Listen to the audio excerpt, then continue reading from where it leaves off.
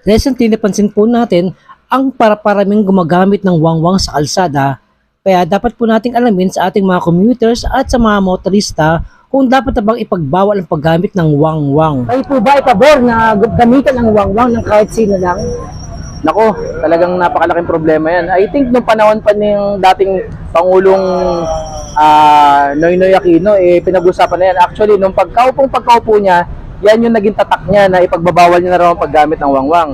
Hindi ko nga alam, parang recently marami ako nakikita sa daan na gumagamit kung sino-sino. Hindi naman yata tama yun, nagagamitin ng iilan natin mga kababayan ng wangwang. Kasi ang wangwang may kaakibat na responsibilidad yan. Dapat ginagamit lamang yan ng mga ambulansya, ng fire truck, saka siguro kung may mga higher official tayo, na may mga official silang lakad para mas makakapunta sila ng madali sa kanilang paroroonan. Yun yung mga dapat gumamit ng wangwang. Kasi hindi natin pwedeng gamitin ng wangwang para sa advantage natin. Siguro may mga iba ginagamit nila yan para makaiwas sa traffic. Napakarami pong solusyon sa traffic, pero hindi ko nakikita na kabilang dyan ang paggamit ng wangwang na walang kaakibat na responsibilidad. Sir, maraming po salamat. Napakaganda ang sagot ninyo, no? At meron akong katanungan, no? Sunod na katanungan sa inyo. Naniniwala po ba yun na magkaroon po ng solusyon ng ating trapiko? Yung solusyon sa trapiko, siguro kailangan pag-aralan talaga ng gusto ng ating gobyerno, ng iba't ibang ahensya na nakatutok para mabigyan ng solusyon ng problema natin yan. Napakatagal na ng problema natin yan, 90s pa yata, even 80s, problema na ng ating bayan yan. Wala tayong magagawa sa pagdami ng sasakyan dahil ang pagdami ng sasakyan isa yung indikasyon na umuunlad ng ating bayan. Marami ang nakaka-afford dahil marami ang gumaganda ang kanilang mga trabaho, ang negosyo. Pero gayon pa man, kailangan niyang solusyonan. Kaya sa tingin ko, meron at merong solusyon. Kapag may problema, may solusyon yan. Ang kailangan lang sigurong gawin ng ating gobyerno, itukuyin ito, at kung ano man ang mga ipapatupad, bilang higit sa lahat, tayo mga mamamayan sumunod dito. Ang gusto ko lang po na sana makuha yung opinion po ninyo regarding po sa recently na kumakalat na dumadami ang gumagamit ng wangwang, no, sa kalsada. Kayo po ba ipapor dito o gusto niyo magpaalis na talaga totally ang paggamit ng wangwang sa mga motoristang hindi naman sila allowed na gumamit?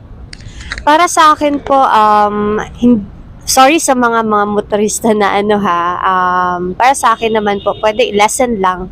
Lesson lang po yun para maiwasan po yung dagdag trapiko din po kasi yun, at saka noise pollution para sa ating Pilipinas.